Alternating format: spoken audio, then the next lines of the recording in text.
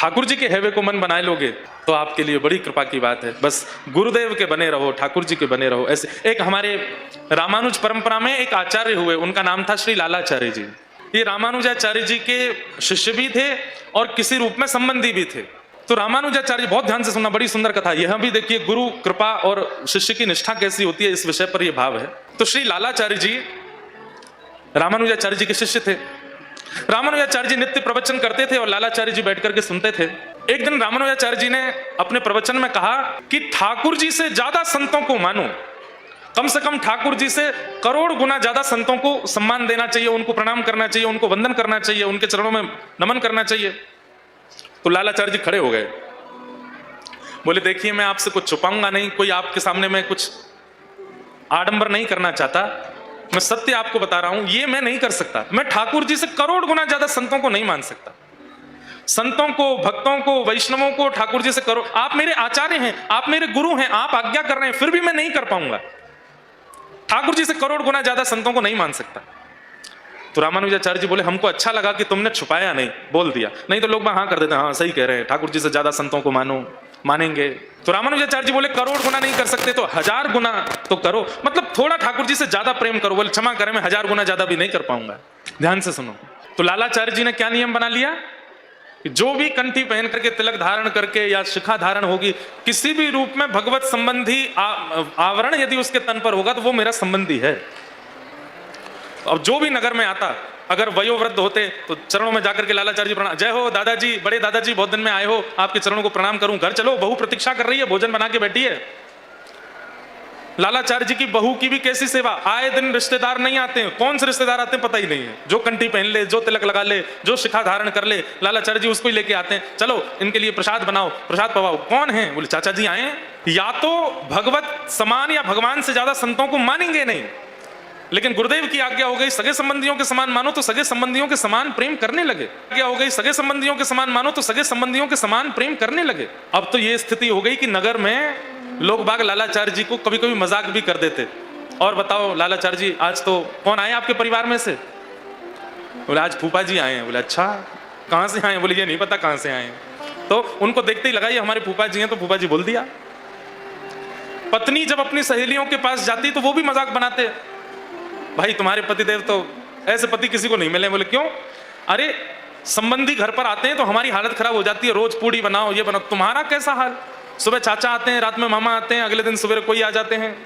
अच्छा, लालाचार्य जी का एक नियम और था, एक बार जिससे जो संबंध बना लिया फिर जीवन में वो कभी भी उस नगर में आए उसी संबंध से ही बुलाते थे। एक बार कैसी अद्भुतता हुई, कोई वैष्णव गले में कंठी माला थी और वो कावेरी जी में स्नान करने के लिए गया, और स्नान करते करते उसकी हृदय गति रुक गई और वहीं उसके प्राण निकल गए और वो कावेरी जी में ही बहने लगा। लालाचार्य जी की पत्नी अपनी सब सहेलियों के साथ जल भरने के लिए गई थी, तो जैसे ही शव तैरता हुआ आ रहा था तो सब में आश्चर्य हुआ, अरे कोई मर गया, अरे देखो किसी का शव तैर रहा है, अरे भैया देखो किसी की लाश बहती हुई जा रही है।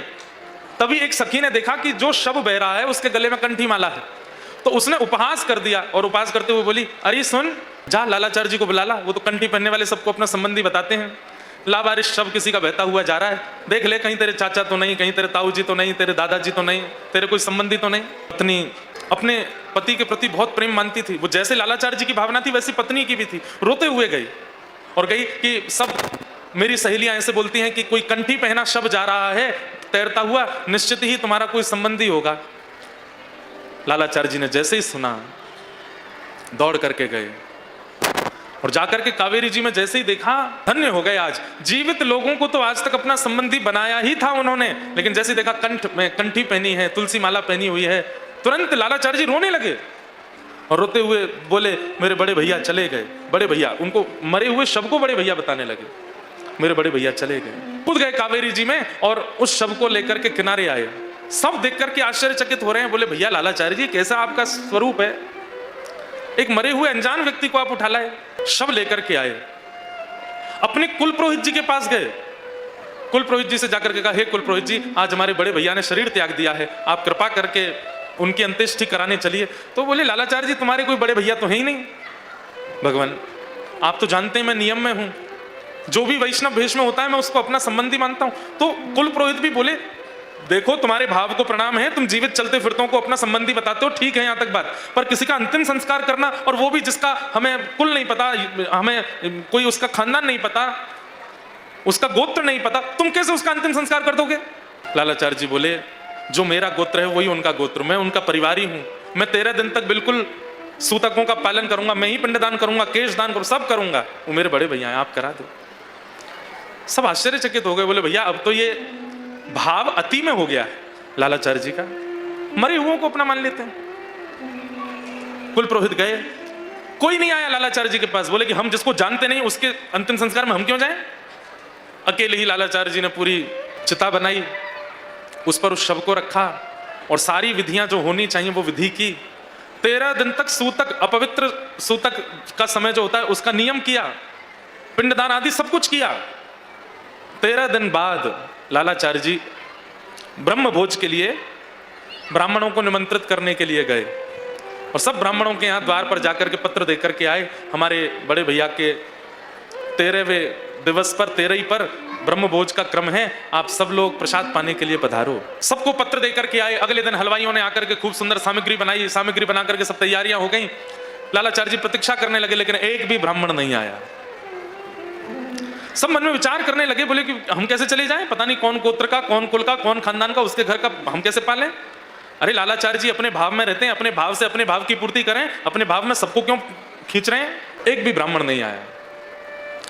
लालाचार्य जी गए कुछ ब्राह्मणों के पास, बोले आज हमारे यहाँ प्रसाद था, आप लोग आए नहीं। ब्राह्मणों ने कहा देखो बुरा नहीं मानिएगा, आपके संबंधी सगे तो थे नहीं जिनका आपने संस्कार किया, हम कैसे पाने आ जाएं, इसलिए हम नहीं आए।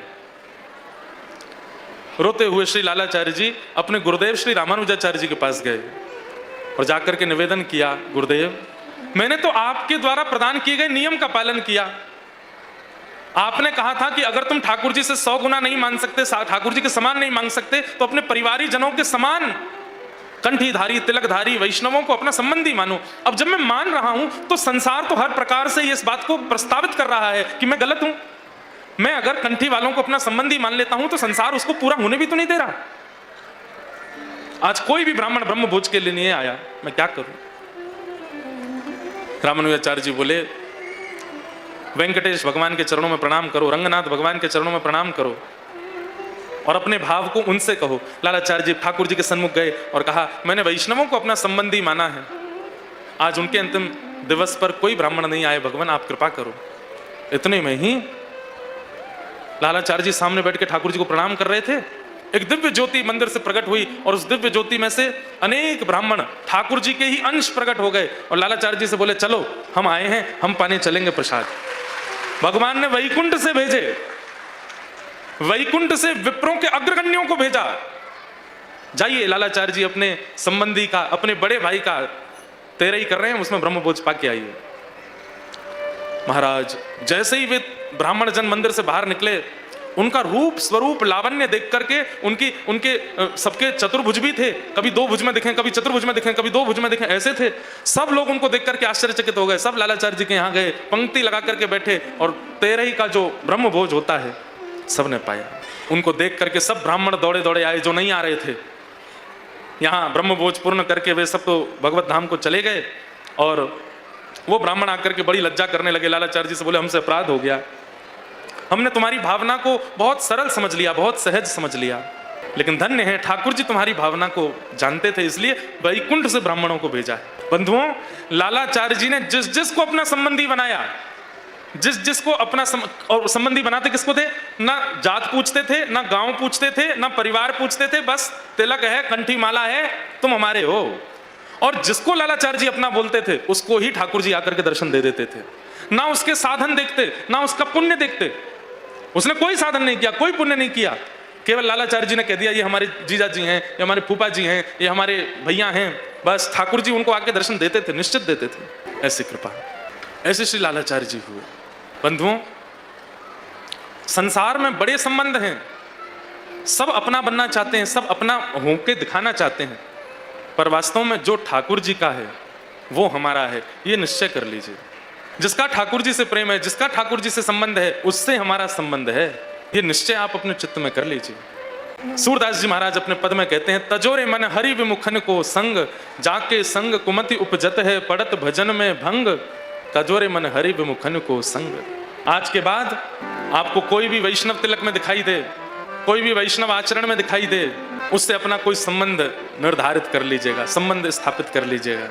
वही असली हमारे जो ठाकुर जी के।